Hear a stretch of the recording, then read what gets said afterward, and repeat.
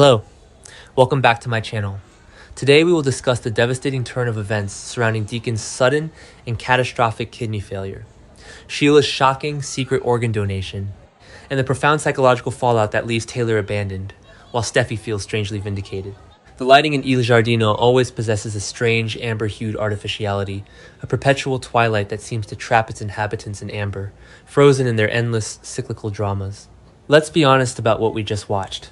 Before the dialogue even began, before the terrifying collapse, there was a haunting sameness to the way Deacon Sharp stood amidst the tables. He is a man perpetually trying to clean up messes he himself created, and then the suddenness of the fall. The collapse wasn't accompanied by a grand theatrical monologue, it was visceral, a body giving out, acute kidney failure.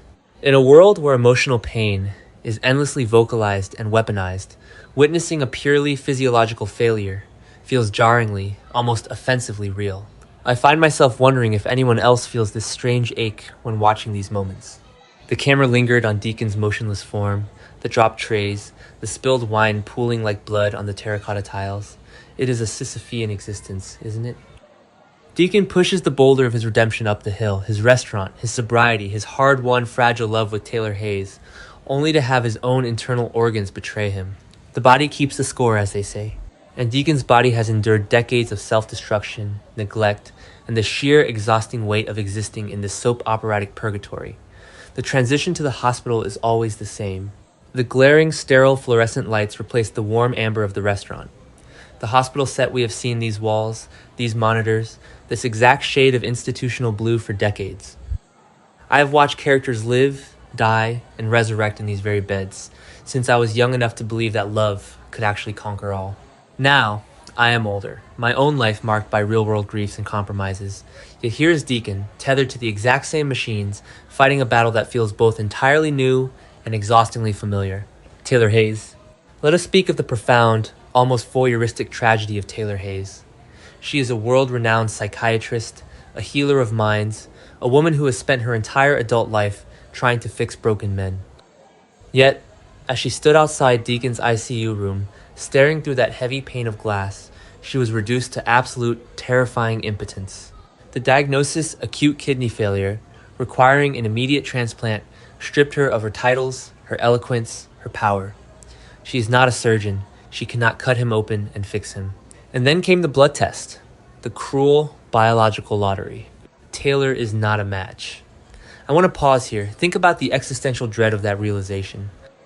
You love someone, you've just risked the wrath of your entire family, alienated your daughter, faced down a knife-wielding psychopath, all to claim this love, and yet, on a microscopic, cellular level, your body cannot save his. Your blood rejects his. It is a terrifying metaphor for Taylor's entire romantic history. She gives her heart, but the fundamental biological alignment is always, tragically, slightly off. The horror story of this show is not found in the kidnappings or the cliffside confrontations. It is found in the pathology of these characters, their fundamental inability to escape their own archetypes. Taylor is the eternal martyr, the woman who loves deeply, but is always left standing on the outside of the glass, looking in. She thought she had finally found a safe harbor in Deacon, a man who chose her over Sheila. But the universe, or rather the cruel architects of this daytime drama, has a twisted sense of irony. Enter Sheila Carter. The camera angles shift when Sheila enters a scene. The shadows lengthen. The music drops to a low, ominous register. Sheila did not burst into the hospital waving a weapon this time. She did not scream or threaten. Instead, she lurked. She absorbed the information of Deacon's impending demise with a chilling, quiet intensity. We must diagnose this arrested development, this terrifying obsession she calls love. For Sheila, love is not a partnership. It is possession.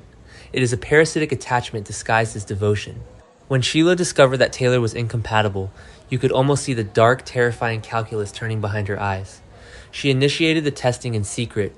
She manipulated the hospital staff, slipped through the bureaucratic cracks, a feat only Sheila Carter could accomplish, to find out if her blood, her tissue, could be the key to Deacon's survival. And of course, she was a match. The sheer, overwhelming irony of it is almost literary. The woman who has taken so many lives, who has caused so much bloodshed, is biologically perfectly suited to give life to the man who just discarded her. The doctors warned her. We watch the clinical, hushed conversations in the hospital corridors. Sheila's own health is compromised. The surgery poses a significant, perhaps fatal, risk to her. But Sheila did not hesitate. And here is where I must confess the cognitive dissonance of watching this show. I know I am being emotionally manipulated. I know the writers are stringing together trauma tropes to fill an 18-minute block of daytime television. Yet, as Sheila signed those consent forms, her hand trembling slightly, I felt genuinely moved. It dawned on me today that Sheila's act of giving her kidney is the ultimate, terrifying manifestation of her pathology. It is an act of supreme sacrifice, yes, but it is also an act of supreme narcissism.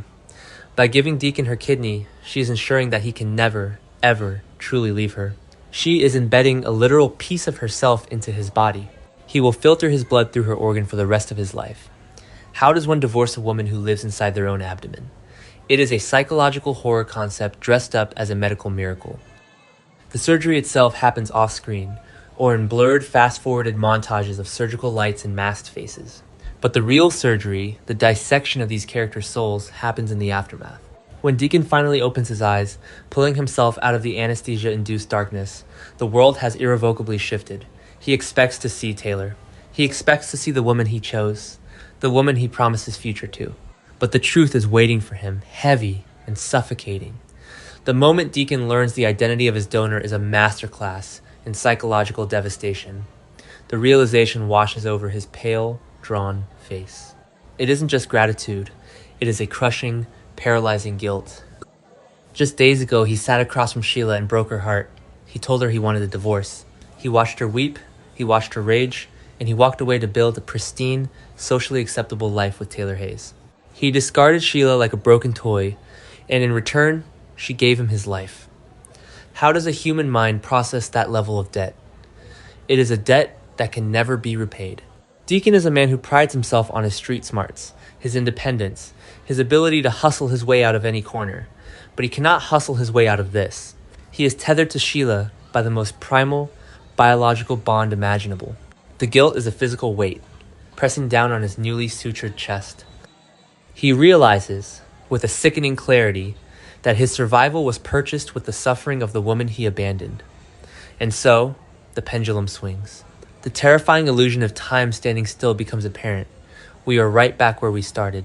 Deacon, weak and trembling, pulls away from Taylor's comforting touch. He cannot look Taylor in the eye.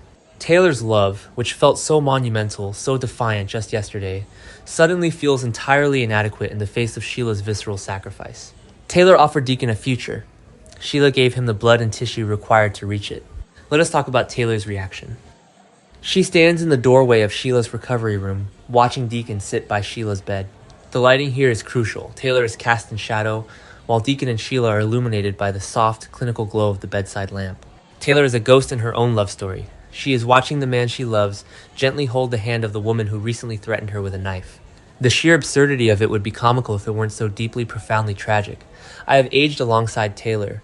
I remember when she was the fierce, independent heroine fighting for her place in the world. Now, my real life has moved forward. I have learned to set boundaries, to walk away from toxic dynamics, to recognize when a situation is fundamentally broken. Yet, here is Taylor, frozen in time, repeating the exact same trauma loop. She is once again the third point in the triangle, losing her man to a darker, more chaotic force. It is as if the writers are punishing her for her goodness, or perhaps highlighting the fatal flaw of her savior complex. Deacon's choice to sit by Sheila's side is not an act of love, at least not in the healthy, aspirational sense. It is a trauma bond, galvanized by guilt and biological debt. He looks at Sheila's pale, weakened form, a stark contrast to the roaring, unhinged woman who tore through Taylor's office, and he sees a martyr. He sees a woman who loved him so fiercely, so pathologically, that she was willing to die for him. For a man like Deacon, whose self-worth has always been dangerously low, that kind of all-consuming devotion is an intoxicating, irresistible drug. He gently strokes Sheila's hair. He murmurs words of comfort, and in doing so, he silently, inevitably, closes the door on Taylor. He is slipping back into the darkness, back into the chaotic, codependent orbit of Sheila Carter. It is a terrifying regression. We watch these characters struggle toward the light, toward growth and stability, only to be yanked back into the abyss by their own unresolved traumas.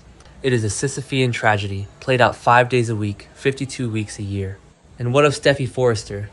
The camera cuts to the cliff house, where the ocean waves crash against the rocks with a violent, indifferent rhythm. Steffy receives the news of Deacon's collapse, Sheila's sacrifice, and the subsequent shifting of the romantic tides. Her reaction is a chilling study in clinical detachment and generational superiority. She does not weep for Deacon's near-death experience. She does not marvel at Sheila's sacrifice. Instead, she feels a cold, hard vindication. Steffy believes this is exactly how it should be. She tells Finn, with that familiar, imperious Forrester tilt of her chin, that Taylor deserves a man 1,000,000 times better than Deacon Sharp. On the surface, it sounds like a daughter fiercely protecting her mother. But underneath, it reeks of the same elitist, judgmental pathology that has plagued the Forrester family for decades. Steffy views Deacon not as a human being who just survived a catastrophic medical emergency, but as a lower-class interloper who has finally been removed from their pristine orbit. I find myself going off on a deep tangent here, staring at the screen as Steffy sips her coffee. What does better even mean in this universe? Steffy wants a better man for Taylor. A man with pedigree, a man with wealth, a man who doesn't come with the baggage of a prison record or a psychotic ex-wife. But look at the men of the Forrester world. Look at Ridge, who has spent 3 decades bouncing between 2 women, causing immeasurable psychological damage to everyone in his wake. Is that the better man Steffy envisions for her mother? The cognitive dissonance is staggering. The Forresters demand moral purity from outsiders, while continuously forgiving their own profound ethical failures. Steffy is relieved that Deacon is returning to Sheila because it restores the natural order of her universe. The trash has taken itself out, so to speak. She does not care about the profound psychological agony her mother is currently enduring. She only cares that the Forrester name remains untainted by association with Deacon Sharp. It is a chilling lack of empathy, disguised as familial loyalty. But let us return to Taylor, because her grief is the emotional anchor of this entire horrific sequence. She walks away from the hospital room. The solitary sound of her heels clicking against the linoleum floor echoes like a metronome, ticking away the seconds of her wasted time. She has lost again. And she is lost not because she wasn't beautiful enough, or smart enough, or loving enough. She lost because she could not compete with the sheer, terrifying magnitude of Sheila's insanity. How does one process that kind of defeat? It is an existential crisis. Taylor must realize, in the quiet, lonely moments of her drive home, that healthy love, the kind of love built on mutual respect, shared values, and quiet companionship is entirely impotent against the chaotic, life-and-death stakes of a trauma bond. Sheila didn't just give Deacon a kidney, she gave him a narrative. She made herself the undisputed hero of his story. And Taylor, the world-class psychiatrist, has been relegated to a footnote. The tragedy of this fictional universe is that no one ever truly learns. No one ever truly heals. They simply rearrange their traumas into new, slightly different configurations. Deacon will stay with Sheila out of guilt, mistaking his profound indebtedness for love. Sheila will use her sacrifice as a perpetual bargaining chip, an eternal get-out-of-jail-free card for her future transgressions. And Taylor will retreat to her beautiful empty home, nursing a broken heart, waiting for the next broken man to wander into her orbit so she can try, once again, to fix him. Let us delve deeper into the physical reality of what Sheila has done. The surgical scar that now mars her abdomen is not just a medical reality, it is a permanent physical manifestation of her psychological grip on Deacon. I sit here in the quiet of the night, watching the monitor beep, and I think about the permanence of scars. In a soap opera, emotional scars are forgotten by the next sweeps period. A betrayal is forgiven, a kidnapping is brushed under the rug, but a missing organ, a jagged line of sutured flesh, that is an inescapable truth. Sheila has branded Deacon from the inside out, and what of Deacon's internal monologue? The man is a survivor. He has scraped by on charm, martial arts, and an uncanny ability to reinvent himself. Yet, lying in that hospital bed, he is utterly stripped of his agency. He looks at his own hands, the hands that made pizzas, the hands that held Taylor, and he knows that the blood pumping through his veins is being purified by Sheila Carter. It is a violation of his autonomy, wrapped in the guise of a miracle. He is a hostage to her generosity. The psychological weight of this is staggering. I find myself reflecting on the concept of gratitude. In the real world, gratitude is a warm, expansive emotion. It connects us. But in the twisted, claustrophobic universe of daytime drama, gratitude is a weapon. Sheila knows this. Even as she lies weak and pale, there is a triumphant glint in her eye. She doesn't need to wield a gun anymore. She doesn't need to threaten Taylor with a pizza cutter. She has achieved the ultimate victory through martyrdom. She has weaponized her own flesh. It makes me question the very nature of love as portrayed on this screen. We, the viewers, have been conditioned to cheer for the grand, dramatic gestures. The interruptions at weddings, the desperate flights across the world, the literal life-saving surgeries. But true love, mature love, is quiet. It is Taylor bringing Deacon coffee. It is Taylor standing by him against her family. But the show tells us that quiet love is boring. It tells us that love must be forged in blood and trauma. It is a deeply toxic message, and yet I cannot look away. I think about Ridge Forrester in all of this. He is noticeably absent from the immediate hospital drama, but his shadow looms large. Ridge, who has spent years oscillating between Taylor and Brooke, must surely feel a smug sense of validation. He warned Taylor. He told her Deacon was trash, that Sheila was a monster. And now, the universe has seemingly proven him right. But Ridge's righteousness is built on a foundation of hypocrisy. He views Taylor's heartbreak not as a tragedy, but as a necessary correction of her misguided rebellion.